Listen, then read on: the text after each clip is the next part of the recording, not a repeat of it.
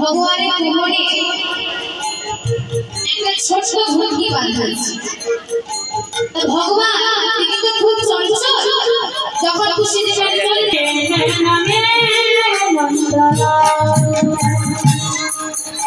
এবার দেখুন এই গানটা মীরাবাই লিখেছেন। মেরা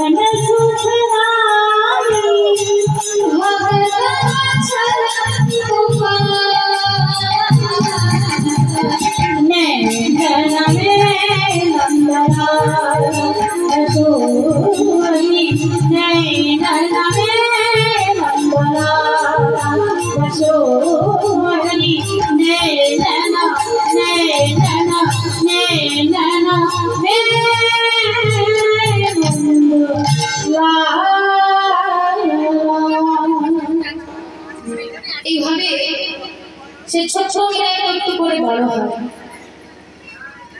যৌবনে আসে পদার্পণ করেছে। মীরা এত সুন্দর দেখতে, এত সুন্দর গান গায়, নাচ করে, তার সেই রূপের কথা শুনে মেবারের রানা সংগ্রাম সিংহ তার ছেলে